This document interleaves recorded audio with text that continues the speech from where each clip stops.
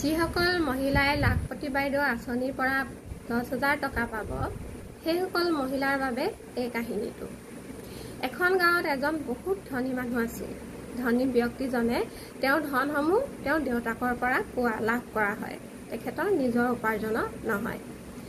কিন্তু তেখেতে সদায় দিনে ৰাতিয়ে এটা কথা চিন্তা কৰি থাকে যে এই ধনখিনি মই কেনেকৈ বঢ়াওঁ, পৰিমাণটো কেনেকৈ 2 গুণ 4 গুণ 10 গুণ কৰিব পাৰোঁ, এই কথা দিনে ৰাতিয়ে চিন্তা কৰি থাকে, কিন্তু কৰ্ম হ'লে নকৰে। তো এদিন তেওঁ ভাবিলে যে ইমান বছৰ হ'ল মোৰ একো ধনখিনি একে ভাগতে আছে, বঢ়াব পৰা নাই। তো এজন সাধুৰ ওচৰলৈ যাওঁ আৰু সোধোচোন। তো তেখেতে এজন সাধুৰ ওচৰলৈ গ'ল আৰু সাধুজনক সুধিলে যে আপুনিতো জীৱনৰ বিষয়ে বহুত জানে, তো মোক জনাওকচোন, মই মোৰ ধনখিনি কেনেকৈ বঢ়াব পাৰোঁ, 2 গুণ কৰিব পাৰোঁ, 4 গুণ কৰিব পাৰোঁ। তো সাধুজনে কি কৰিলে, তেখেতক অলপ গছৰ গুটি দিলে, তো ক'লে এই গুটিখিনি আপুনি আপোনাৰ বাৰীত ভাল জেগা চাই সিঁচি দিয়ক, তো আপোনাৰ কাম সম্পূৰ্ণ আপুনি ভবাৰ দৰে হ'ব। তো মানুহজনে গুটিখিনি নিলে ঘৰলৈ আৰু ধুনীয়াকৈ গুটিখিনি সাধুজনে কোৱাৰ দৰে সিঁচিলে ভাল জেগা চাই। আৰু এদিন গুটিখিনিৰ পৰা গজালি মেলিলে, পুলি হ'ল, গছ হ'ল, ফলো লাগিলে, কিন্তু তেওঁৰ ধনখিনি একেই পৰিমাণতে থাকিলে। তেখেতে পুনৰ বহুত দুখী হৈ সাধুজনৰ ওচৰলৈ গ'ল। তো ক'লে মই আপুনি কোৱাৰ দৰে সুন্দৰকৈ কৰিলোঁ, বীজখিনি আপুনি কোৱাৰ দৰেই সিঁচিলোঁ, কিন্তু মোৰ ধনখিনি আজিও একেটা পৰিমাণতেই আছে।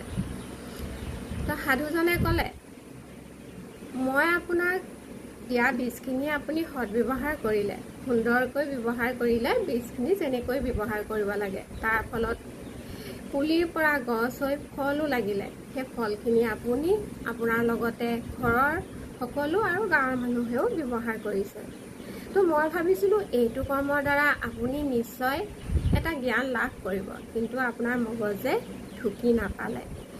আপোনাৰ ধনখিনি আপুনি থোৱা ভাগতে থৈছে।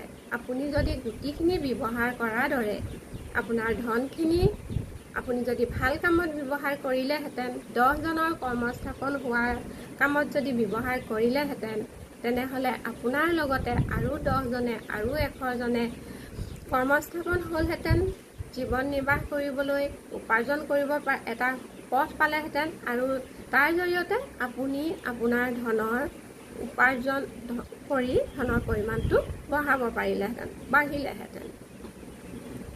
তো মই এই কাহিনীটোৰ দ্বাৰা এইটোৱে ক'ব বিচাৰিছোঁ যে 10,000 টকা পোৱা যিসকল মহিলা, তেওঁলোকে যাতে সেই পইচাটো ভাল কামত ব্যৱহাৰ কৰে।